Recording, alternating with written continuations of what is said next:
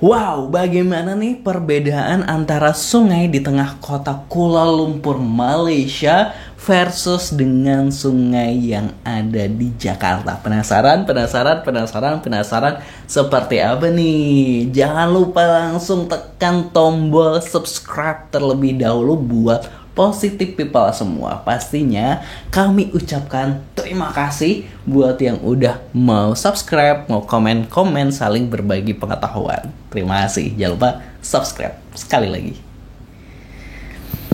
Ya, ini adalah gambaran sungai di Kuala Lumpur, Malaysia yang kita ambil gambarnya dari atas kereta monorail ya. Kalau dilihat airnya mengalir dengan lancar gitu kan ya. Nampak seperti itu. Terus berbadu dengan gedung-gedung yang ada di Kuala Lumpur, Malaysia. Warnanya coklat gitu ya sungainya. Seperti itu Positive People kalau kita bisa melihat sungai di Kuala Lumpur, Malaysia. Dan kalau kita lihat juga tuh kayak mengalir dengan lancar airnya, terus kayak nggak ada sampah sama sekali ya gitu ya, benar clear, cuma di sungai gitu kan ya, air mengalir deras seperti itu. Selanjutnya ini adalah sungai yang ada di Jakarta, Sungai Ciliwung ya namanya kalau nggak salah gitu kan. Ya kita tahu bahwa Kuala Lumpur dan Jakarta ini dialiri oleh anak-anak sungai gitu ya, makanya nah ini kalau kita lihat sungai di Jakarta dengan warna yang hampir sama dengan sungai di Kuala Lumpur, Malaysia gitu ya. Tapi kita lihat di pinggir-pinggirnya tuh wow, ada sampah-sampah yang tersangkut ya, pastinya ada sampah-sampah yang tersangkut gitu, seperti itu pasti itu. Tuh sungai di Jakarta tuh kalau kita lihat juga dalam aliran ini nggak begitu deras alirannya ya, kayak lebih slowly gitu, dan ada sampah-sampah seperti itu. Itu Positive People.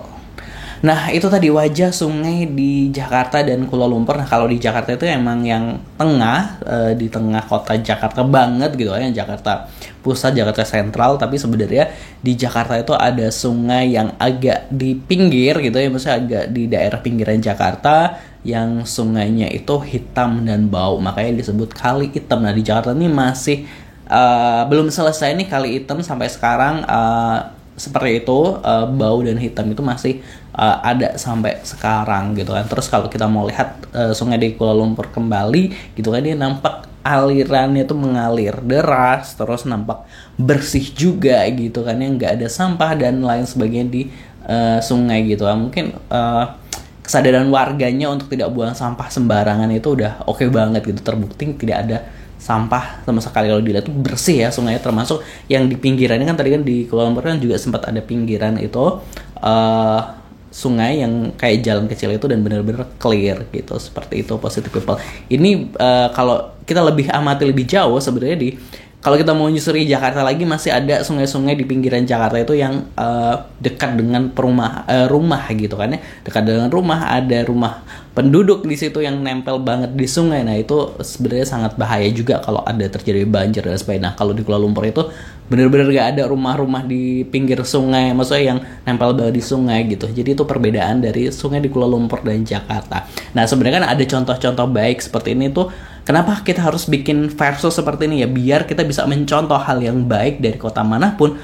Kalau baik bisa kita aplikasikan seperti itu. Bukan bermaksud menjelek-jelekan negara sendiri, tapi loh, negara tetangga aja ini bisa loh bikin sungainya tuh sebersih itu. Kenapa kita enggak gitu? Gimana menurut Positive People warga Malaysia? Kalau ada komentar-komentar tambahan, tulis di kolom komentar. Jangan lupa subscribe buat channel. Terima kasih. Wassalamualaikum, salam persaudaraan.